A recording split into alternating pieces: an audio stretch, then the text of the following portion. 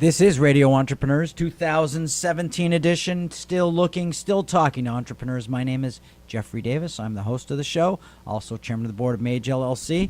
And I am here with the great restaurant king, food king. Who are you again? Gary Goldman. Okay. Our next guest, super talented guy, David Soper from Wicked Local Marketing. I actually think that it's really David Soper is a wicked marketer. He's just wicked good at what he does. Welcome back, David.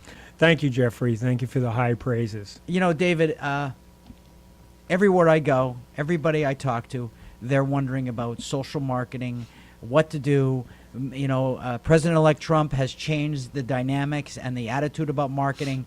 People I know are thinking of cutting their ad budgets and going right into social marketing and posting. What are you seeing for 2017? I think there's a strong urge and a strong sense to kind of jump to the hot thing, and we've talked about the dangers of that. And so many companies have to reevaluate who their audience is, what it is that they're actually looking for, and how people connect with them.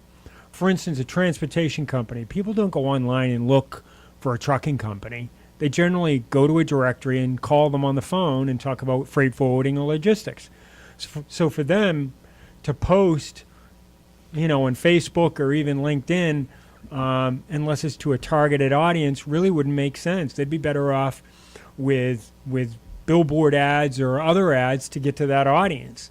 And so many people just jump into the Twitters or the Facebook or the LinkedIn and think it's for them. You've got to be very careful before you decide to jump into that. So how are you finding this audience that you're pitching to, the social media is directed to? How are you finding out who they are? Well, how are you defining it? Well, one of the challenges that for an ice cream company, it's a lot easier to use social media because you have a lot of eyeballs, a lot of family members, a lot of people, a lot of subgroups and groups within groups. So you'd be an excellent candidate for social media.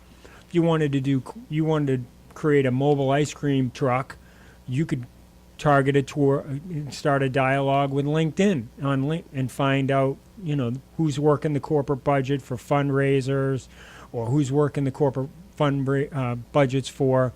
Let's have an ice cream social at the end of a day, particularly where you could come in and bring 5 gallons of the favorite ice cream.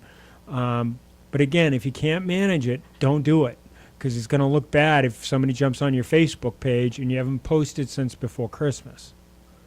And that's really one of the most important things. If you're not able to gotta stay active. It's like a social life. What types of ideas you were talking about as far as like an ice cream store or a retail store, for example? Just take an ice cream store, for example, because Gary owns one. Yeah, he's looking for some free advice. I get it. I get it, yeah. Do you find that you should use a variety of things? What do you like? I found the most effective is something that is kind of like a pictorial display as opposed to strictly words. And sometimes when you do videos, people really tune in well. What other things tend to work on a social media spectrum? I think you've already hit on it. I think you're going in the right direction.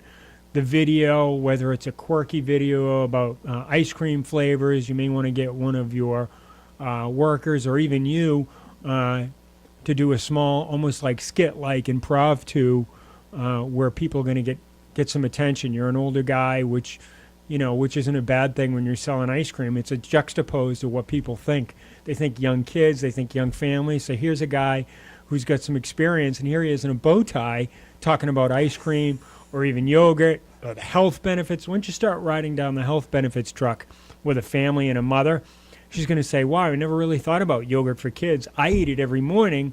I didn't think of it as a cold treat. That's the important thing, and keeping your breadth of product out there. Let people know you have the sorbets. Let people know that you have ice cream, and explain to them the differences and what they're going to expect from it.